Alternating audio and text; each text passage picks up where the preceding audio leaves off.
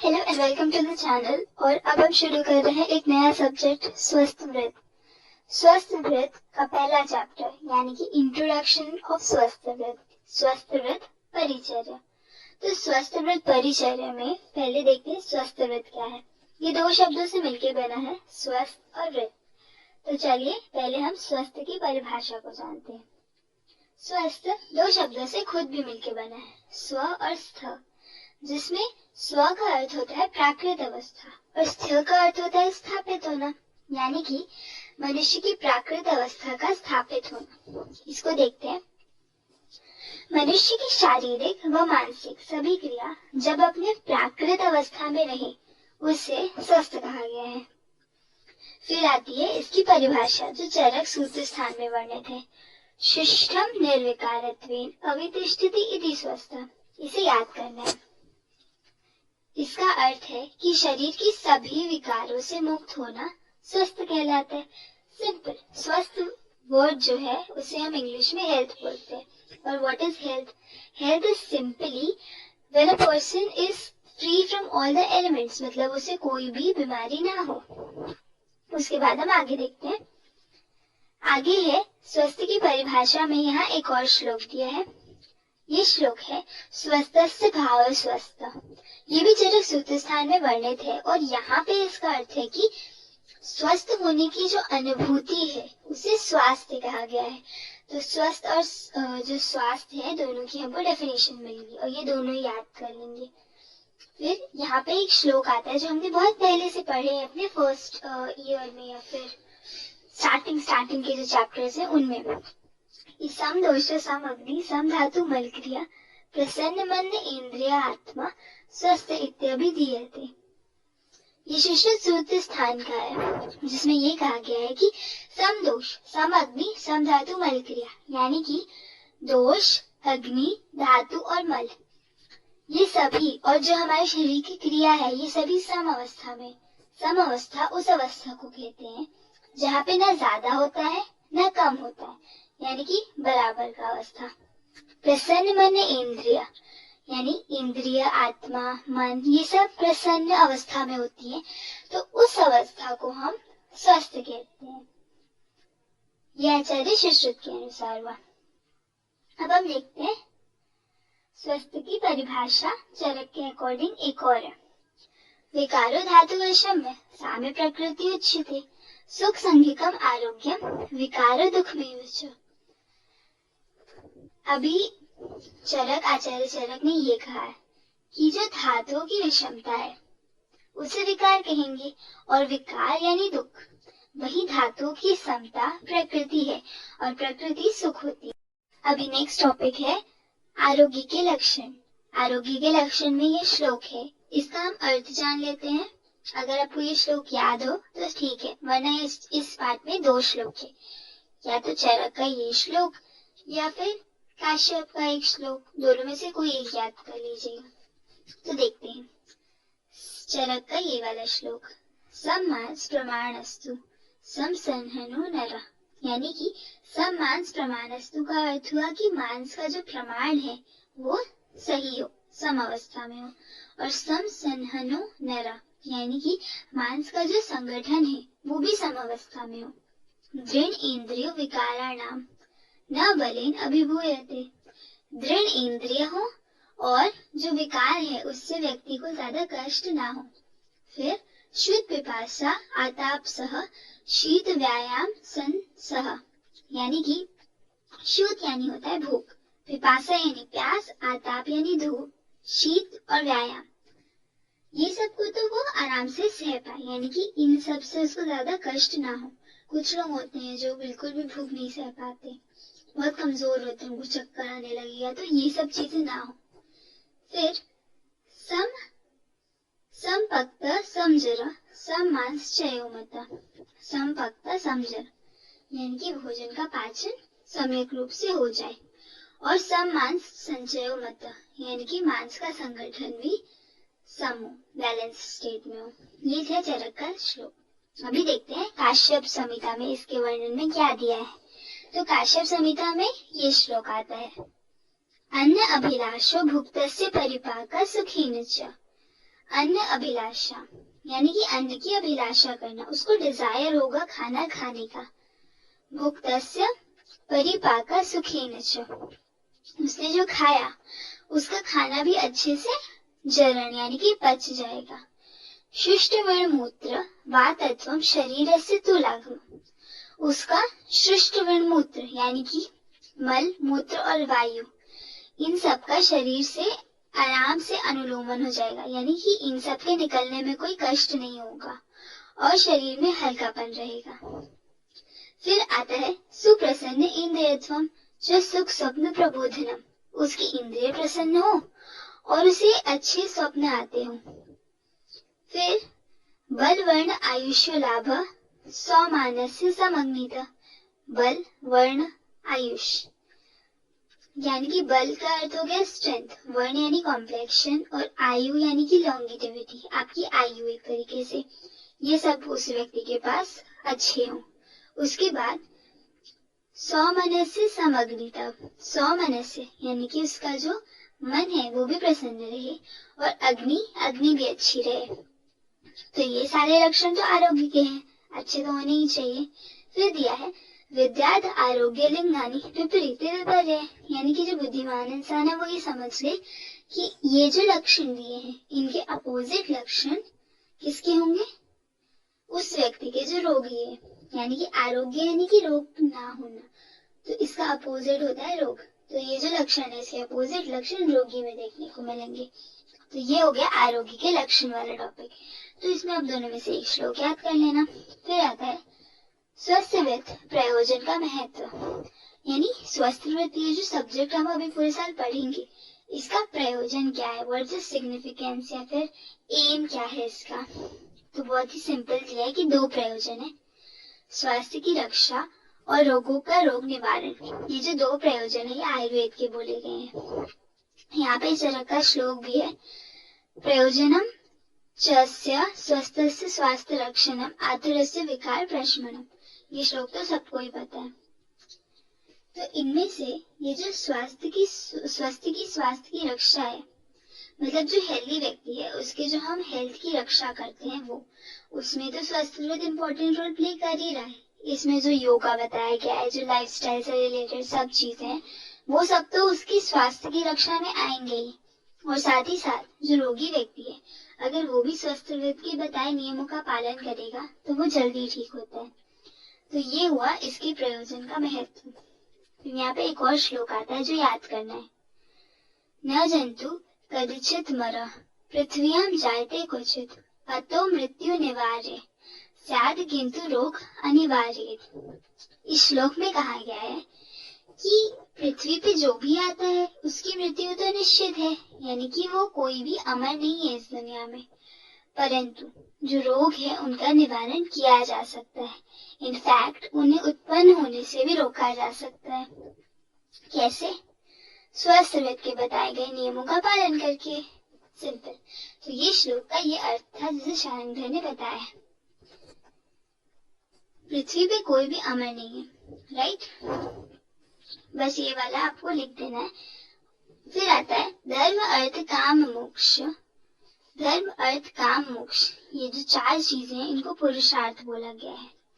पुरुषार्थ चतुष्ट, और ये आरोग्य का मूल माने गए हैं। तो ये श्लोक दिया है कि धर्म अर्थ काम मोक्षाणाम आरोग्य मूल मूतम, और इसको चरक ने बताया। फिर चरक का एक और श्लोक है जो आप याद कर सकते हैं, या तो आप ये शारंगधर वाला याद कर ले ना जंतु, या फिर ये वाला याद कर ले, नगरी नगर सेव सस्यस्तेव रथि यथा स्वशरीरस्य मेधावी कृतेषु वहितो भवेत्। नगरी नगर सेव यानी कि जिस प्रकार जो नगरी है, नगर का रक्षक नगर की रक्षा करता है, सारथी अपने रथ की रक्षा करती है, वैसे ही बुद्धिमान मनुष्य अपने शरीर की रक्षा करता है। फिर आते हैं कॉन्सेप्ट ऑफ हेल्थ में। अभी मॉडर्न पार्ट इस चैप्टर का यहाँ से स्टार्ट हो रहा है। तो बहुत सिंपल है। सबसे पहले यहाँ पे दिया हुआ है WHO की डेफिनेशन हेल्थ की। तो यहाँ पे बोल रहे हैं कि health is a complete physical, mental and social well-being of an individual and not merely an absence of disease or infirmity. Infirmity यहाँ पे इसलिए बोला जा रहा है बिकॉज वीकनेस, फीबलनेस या फिर कोई भी चीज जो फिटनेस के अपोजिट है उसको ये वर्ड डिनोट करेगा. तो बेसिकली हेल्थ ये नहीं है कि आप बीमार नहीं है. हेल्थ उस कंडीशन को कहा गया है जहाँ पे आप फिजिकली, मेंटली और सोशली वेल हैं. इसके बाद इसी को एक और तरीके से फेस करते हैं कई लोग कि एक हेल्दी पर्सन वो होता है जो फिजिकली, मेंटली और सोशली हेल्दी होता है और इस स्टेट को कहा गया है हाईएस्ट स्टैंडर्ड ऑफ लाइफ. मतलब what is the highest standard of life? तो ये वाला स्टेट जहाँ पे आप फिजिकली परफेक्टली फाइन है, फिजिकली, मेंटली, सोशली हर तरीके से. अभी जो कॉन्सेप्ट है हेल्थ के, तो ये तो हो गया हमारा WHO का कॉन्सेप्ट. इसके अलावा कई कॉन्सेप्ट हैं. अभी जैसे यहाँ पे नाम दिए हुए बायोमेडिकल कॉन्सेप्ट. बायोमेडिकल में सिंपली कि अगर आपको डिसीज नहीं है तो आप हेल्दी हो. इकोलॉजिकल कॉन्सेप्ट इसमें आ जाएगा कि मैन और एनवायरमेंट के बीच में एक इक्विलिब्रियम वाला जो डायनामिक है वो मेंटेन है. फिर होलिस्टिक कॉन्सेप्ट. होलिस्टिक कॉन्सेप्ट में आ जाएगा कि एक sound mind in a sound body, in a sound family, in a sound environment. Holistic एक तरीके से सब कुछ लेके एवरी जितने भी पैमाने होते हैं सब कुछ लेना होलिस्टिक वे में. फिर आएगा WHO का जो हमको पता है फिजियो सोशल कॉन्सेप्ट, जिसमें अगेन वही चीज है कि social, physio social, psychological, cultural, economical, political factor, ये सारे फैक्टर इसके अंदर कंसिडर किए जाएंगे. इसके अलावा एक न्यू कॉन्सेप्ट ऑफ हेल्थ है जो कि आज के टाइम पे उसको कंसिडर किया जा रहा है. देन ये तो हो गए कॉन्सेप्ट्स ऑफ हेल्थ. अभी देखते हैं डायमेंशन ऑफ हेल्थ. लाइक इस चैप्टर में जो भी मॉडर्न पार्ट है उसमें जो इम्पोर्टेंट है वो है डायमेंशंस ऑफ हेल्थ. तो डायमेंशंस ऑफ हेल्थ दो तरीके के हैं, एक है मेडिकल और दूसरे है नॉन मेडिकल. एक्चुअली ये मेडिकल नहीं है but let's see. Physical, mental और सोशल ये तीन मेन डायमेंशंस है. इनके अलावा जो डायमेंशंस है वो नॉन मेडिकल डायमेंशंस है, जैसे कि स्पिरिचुअल, इमोशनल, वोकेशनल एक्सेट्रा, जो कि हम देखेंगे. अभी हम स्टार्ट करते हैं फिजिकल डायमेंशन से. सो द नेम फिजिकल, तो यहाँ पे हमको ज्यादा कुछ सोचना नहीं है. डायमेंशन एक तरीके से पैमाना, पैरामीटर होता है. उस चीज का हमको पूरा नॉलेज डायमेंशन के थ्रू होते हैं उसके. तो अभी हम देख रहे हैं फिजिकल डायमेंशन हेल्थ की. तो फिजिकली अगर पर्सन फिट है, उसके ऑर्गन्स, सिस्टम जो भी बॉडी के हैं वो प्रॉपर फंक्शन कर रहे हैं, इट्स दैट इज ऑल, वो पर्सन हेल्दी है. फिर आता है मेंटल डायमेंशन.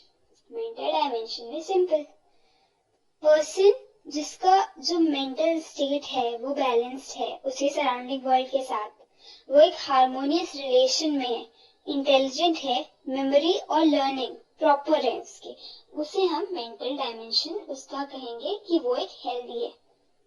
फिर आएगा सोशल डायमेंशन. तो सोशल डायमेंशन के अकॉर्डिंग हेल्दी वो है जो कि एक्सेप्टेड, रिस्पेक्टेड एंड लव्ड. ये जो तीन कंडीशन है इसको एक्सेप्ट किया गया है, उसका इज्जत है और he is loved by all his family, friend, relatives etcetera. Simple social dimension हम उसकी सोशल लाइफ से एक कंसिडर कर सकते हैं. उसके बाद आ रहा है स्पिरिचुअल डायमेंशन. तो स्पिरिचुअल डायमेंशन, स्पिरिचुअलिटी हर पर्सन की अपनी अलग हो सकती है, बट जब कोई एक पर्सन स्पिरिचुअली एक्टिव है तो he may have a sound mind in a sound body. एक सिंपल लाइफ हो जाएगा और एक हाई लेवल ऑफ थिंकिंग को वो अपने अंदर रखेगा. That is spiritual dimension. And emotional dimension is a person who does not lose their temper, does not develop tension and has self-control. फिर आता है vocational dimension. Vocational dimension बहुत simple है, एक पर्सन जो अपने लिए इनफ अर्न कर सकता है, बस वही vocational dimension की भाषा में से हेल्दी कहा जाएगा, वोकेशनली हेल्दी. तो that was a dimension thing. अभी आता है वेलबींग. तो वेलबींग आपने टर्म तो सुना ही होगा कि किसी की वेलबींग इसमें होती है या फिर let's talk about the wellbeing of human beings, कई बार सुना होगा है ना. But what is wellbeing? तो वेलबींग मतलब वो ठीक है कि नहीं, उसका ठीक रहना. पर ये दो ये दो चीजों पे डिपेंड करता है। एक तो हम इसे ऑब्जेक्टिवली देख सकते हैं। ऑब्जेक्टिवली अगर हम इसे देखेंगे तो क्या चीजें आ रही है, तो ये सब याद करने की जरूरत नहीं है, आपको पता ही है। इनकम हो गया, एजुकेशन, ऑक्यूपेशन, फिर standard of housing, standard of sanitation, standard of nutrition. ये सब चीजें ऑब्जेक्टिव होती है, बट कुछ चीजें होती है जो सब्जेक्टिव होती है टू द पर्सन, जैसे कि उसकी हेल्थ हो गई, उसकी हैप्पीनेस, उसका एजुकेशन, उसका सोशल इंटेलेक्चुअल अटेनमेंट्स, उसके फ्रीडम ऑफ एक्शन, ये सब कुछ उसके सब्जेक्टिव वेलबींग के अंदर आएगा।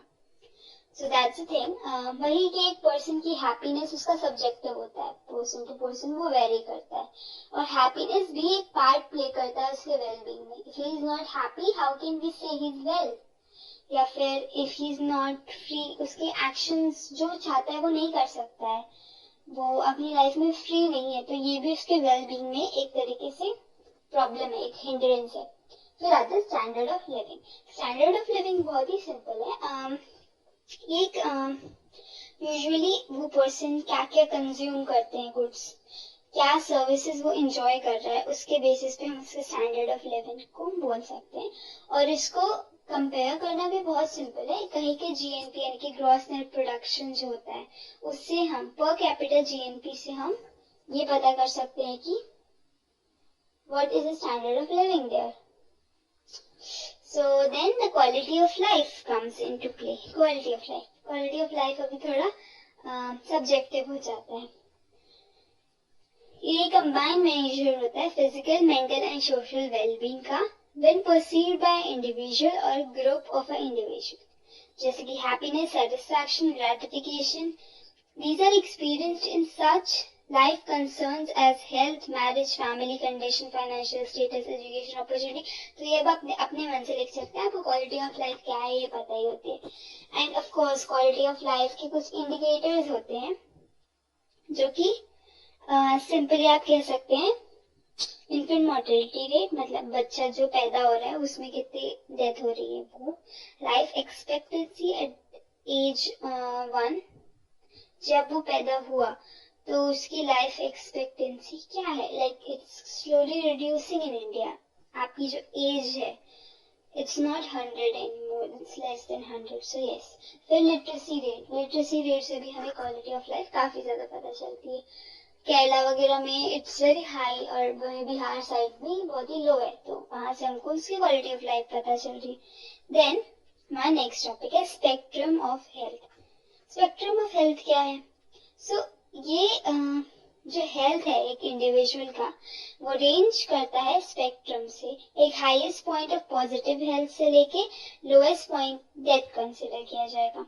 किसी भी चीज का एक स्पेक्ट्रम होता है, एक दायरा होता है, जिसमें हाईएस्ट पॉइंट अगर हमने उसका हेल्दीएस्ट स्टेट जो है वो रखा है, तो लोएस्ट पॉइंट उसका डेथ है, और इसके बीच में बहुत सारी चीजें आएंगी। अभी जैसे यहाँ पे मैंने स्पेक्ट्रम बनाया हुआ है, पॉजिटिव हेल्थ, बेटर हेल्थ, अभी ये तो बहुत ही अच्छे कंडीशन हो गए। उसके बाद फ्री फ्रॉम सिकनेस, मतलब उसे कोई बीमारी नहीं है but he is not very perfectly fine, या फिर एकदम पॉजिटिव माइंडसेट के साथ एकदम ही परफेक्ट हो, नहीं। Unrecognised sickness, free from sickness मतलब उसे कोई सिकनेस नहीं है। इसके बाद आएगा कि शायद उससे कोई सिकनेस है but it is not yet recognised.